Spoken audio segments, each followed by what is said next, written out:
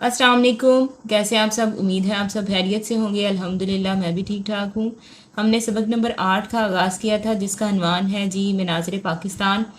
और हमने पाकिस्तान के मुख्तलिफ़ मनाज़िर के बारे में पढ़ा था, जिसमें हमने हंगोल नेशनल पार्क के बारे में पढ़ा था, कुमराट वैली के बारे में, उसके बाद वादी नलतर, वादी नीलम और बहावलपुर में जो मुख्तलिफ़ अमारात हैं, बागात हैं, उनके बारे में हमने पढ़ा था। आपने देखा होगा कि पाकिस्तान एक ऐसा मुल्क है जिसे सोने की चिड़िया कहा जाता है, यानी बहुत खूबसूरत मनाजिर हैं, बहुत खूबसूरत पहाड़ी सिलसिले हैं। फिर इसके अलावा वादियाँ हैं, झीलें हैं, आबशारें हैं, दरख्त हैं और मुख्तलिफ़ खूबसूरत जो है वो मौसम भी हैं। ठीक है, तो इस लिहाज से पाकिस्तान जो है वो दुनिया का खूबसूरत तरीन जो है वो हिस्सा है। इससे पहले हमने पढ़ाई की थी, हमने साथ मुश्किल अल्फाज देखे थे, मफ़हूम भी देखा था साथ, यानी वजाहत की गई थी साथ साथ, और साथ हमने जो है वो बुक वर्क किया था। इसके साथ आज हम इंशाल्लाह करेंगे सवाल जवाब, जिसमें मुख्तसर सवाल जवाब हैं और तफसीली हैं, और साथ हम करेंगे इंशाल्लाह अहम निकात इसके देखेंगे, और सवाल नंबर 8 भी इंशाल्लाह हम देखेंगे जिसमें दरख्तों की अहमियत के बारे में पूछा गया है। चलें हम अपनी पढ़ाई शुरू करते हैं। मश्क में तफहीम है सबसे पहले के सवाल है। नंबर 1 है मदरजा झैल सवालात के मुख्तसर जवाब दें। इसमें 1 है बलूचिस्तान में कौन सा पार्क मशहूर है। सवाल नंबर 2 है हंगोल नेशनल पार्क कितने एकड़ रकबे पर फैला हुआ है। नंबर 3 पे है हंगोल नेशनल पार्क में सियाहों की आमद का आगाज़ कब हुआ। नंबर 4 पे है सिफनिक्स ऑफ बलूचिस्तान को मुकामी अफराद क्या कहते हैं। नंबर 5 पे है कुमराट वैली कहाँ वाक़या है। नंबर 6 पे है दरियाए पंचकोड़ा की दूसरी जानिब कौन सा गाँव है। नंबर 7 पे है मसाकन से क्या मुराद है। अब इसके जो सवाल जवाब है इंशाल्लाह हम कापी पे करते हैं। इसके लिए हम सबसे पहले जो है कापी का सफ़ा तैयार करेंगे, जिसमें हम सबसे पहले ऊपर लिखेंगे जमात का काम, सबक नंबर 8, और दरमियान में हम जो है अनवान लिखेंगे मनाज़िर पाकिस्तान, जिसमें सबसे पहले है मदरजा झैल सवालात के मुख्तसर जवाब दें। तो सवाल नंबर 1 है बलूचिस्तान में कौन सा पार्क मशहूर है। तो आपने देखा था कि बलूचिस्तान में हंगोल नेशनल पार्क मशहूर है। आगे जो सवाल नंबर 2 है वो पूछा जा रहा है कि हंगोल नेशनल पार्क कितने एकड़ रकबे पर फैला हुआ है। तो इसका जवाब है हंगोल नेशनल पार्क तकरीबन 6,19,000 एकड़ रकबे पर फैला हुआ है। आगे है सवाल नंबर 3, हंगोल नेशनल पार्क में सियाहों की आमद का आगाज़ कब हुआ। तो हंगोल नेशनल पार्क में सियाहों की आमद का आगाज़ सन 2004 में मकरान कोस्टल हाईवे की तामीर के बाद हुआ, जो कि इस खित्ते को कराची और मुल्क के दीगर मकामात से मिलाने वाली अहम शाहराह है। सवाल नंबर 4 जो है वो ये पूछा जा रहा है, सिफनिक्स ऑफ बलूचिस्तान को मुकामी अफराद क्या कहते हैं। तो इसका जवाब है सिफनिक्स ऑफ बलूचिस्तान को मुकामी अफराद अबुल होल का मुजस्मा भी कहते हैं। आगे है सवाल नंबर 5। सवाल नंबर 5 है कुमराट वैली कहाँ वाक़या है। तो कुमराट वैली सूबा खैबर पख्तूनख्वा के ज़िला दील में वाक़या है। सवाल नंबर 6 है दरियाए पंचकोड़ा की दूसरी जानिब कौन सा गाँव है। तो दरियाए पंचकोड़ा की दूसरी जानिब पचाटन नामी एक छोटा सा गाँव है। ठीक है। सवाल नंबर 7 है मसाकन से क्या मुराद है।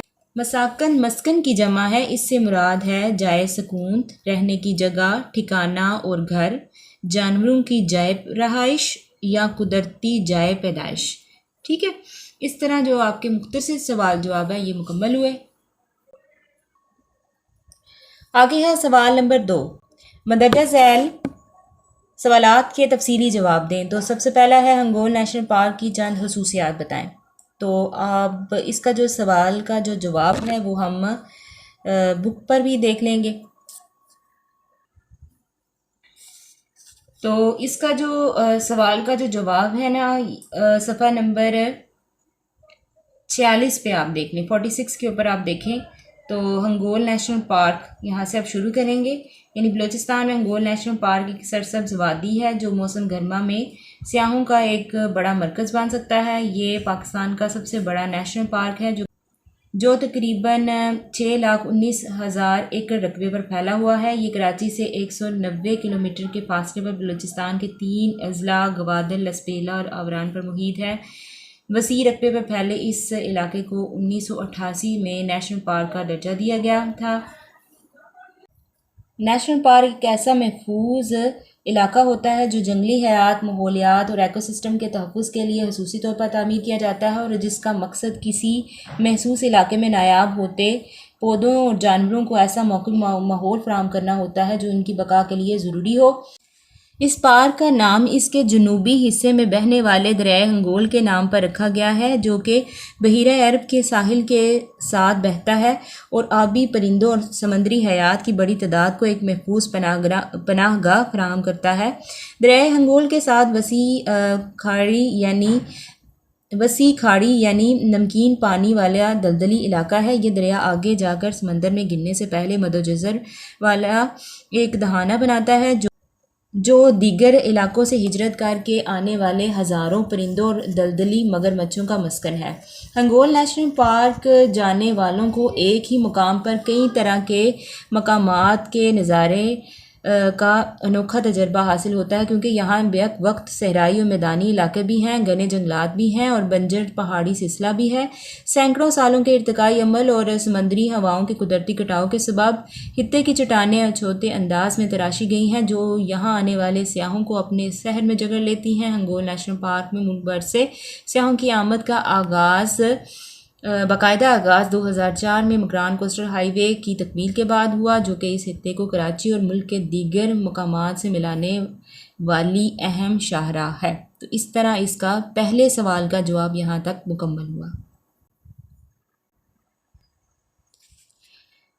سوال نمبر 2 ہے، وادی کمراٹ کے قدرتی حسن پر چند جملے لکھیں۔ تو وادی کمراٹ جو ہے یہ بڑی خوبصورت جو ہے وادی ہے، اس کے بارے میں اب ہم دیکھتے ہیں۔ تو اس کا جو جواب ہے یہ یہاں سے شروع ہو رہا ہے کہ صوبہ خیبر پختونخوا کے ذرا دیر میں واقع کمراٹ ویلی بھی بہت تیزی سے دنیا بھر کے سیاحوں کی خصوصی توجہ کا مرکز بنتی جا رہی ہے۔ بادلوں سے گھرے برف پوش پہاڑوں کے درمیان واقع اس وادی میں کئی سرسبز چراگاہیں موجود ہیں، جنہیں مقامی زبان میں بھانڈے کہتے ہیں۔ وادی میں جہاں سے بھی گزریں پتھروں سے ٹکراتا دریائے پنچکوڑا کا پانی آپ کو اپنی مترنم آواز سے محظوظ کرتا رہے گا۔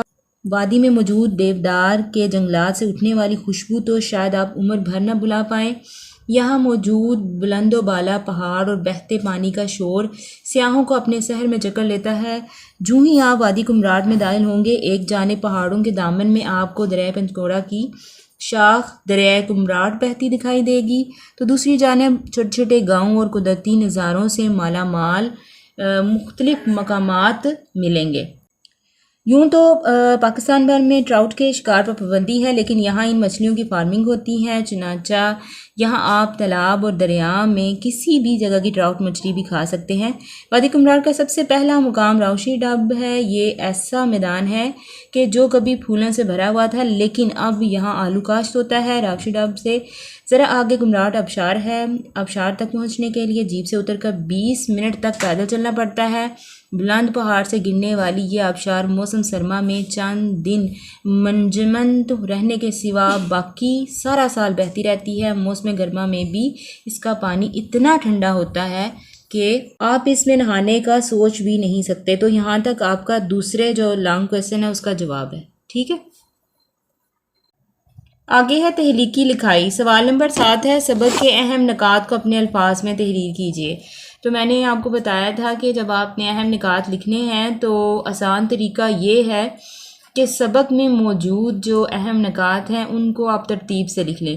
جیسے ہم سب سے پہلے یہ لکھ سکتے ہیں کہ پاکستان کے بارے میں، تو سب سے پہلے آپ بتائیں، پہلا جو آپ پوائنٹ بتا سکتے ہیں نا، ہنگول نیشنل پارک کے بارے میں بتا سکتے ہیں۔ دوسرا آپ پوائنٹ جو آپ بتا سکتے ہیں وہ کمراٹ ویلی کے بارے میں بتا سکتے ہیں، ٹھیک ہے۔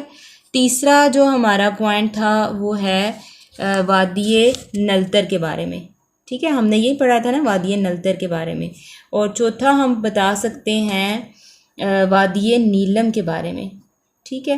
اور پانچواں جو پوائنٹ ہے ہمارا وہ ہم بتا سکتے ہیں جی بہاولپور کے بارے میں. ٹھیک ہے، اس طرح اگر آپ اہم باتیں ان کے بارے میں لکھتے ہیں نا تو آپ کے اہم نکات جو ہیں وہ نکل آئیں گے. ٹھیک ہے، لیکن اس کو باقاعدہ جو ہے وہ لکھا ہے تو میں آپ کو وہ دکھاتی ہوں. جیسے یہ دیکھیں سوال نمبر 7 ہے کہ سبق کے اہم نکات کو اپنے الفاظ میں تحریر کیجئے. تو سب سے پہلے آپ لکھیں یوں تو پورے پاکستان کو ہی اللہ تعالیٰ نے بے پناہ حسن و جمال اور اعزازات سے نوازا ہے، اور بلا شبہ اس کا ہر حصہ اس قابل ہے کہ اس کی سیاحت کی جائے، لیکن موسم گرما میں لوگوں کی بڑی تعداد بالخصوص وطن عزیز کے شمالی علاقہ جات کا رخ کرتی ہے، جہاں مئی سے ستمبر تک کا موسم سیاحتی سرگرمیوں کے لیے موزوں ترین سمجھا جاتا ہے. بلوچستان میں ہنگول نیشنل پارک ایک سرسبز وادی ہے جو موسم گرما میں سیاحوں کا ایک بڑا مرکز بن سکتا ہے. یہ پاکستان کا سب سے بڑا نیشنل پارک ہے جو تقریباً 6,19,000 ایکڑ رقبے پر پھیلا ہوا ہے. وسیع رقبے پر پھیلے اس علاقے کو 1988 میں نیشنل پارک کا درجہ دیا گیا تھا.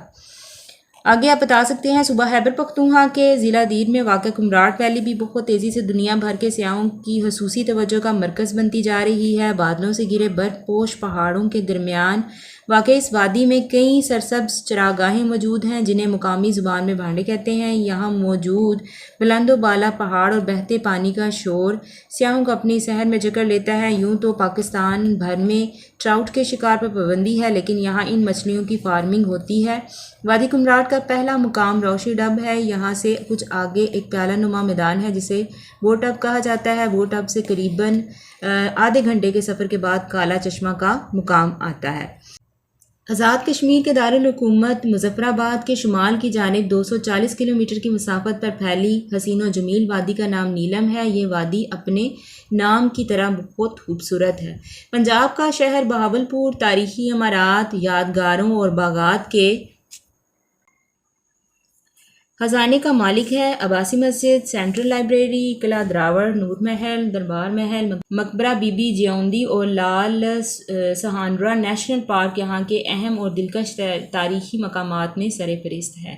اس طرح آپ اس کے جو ہیں اہم نکات وہ لکھ لیں گے.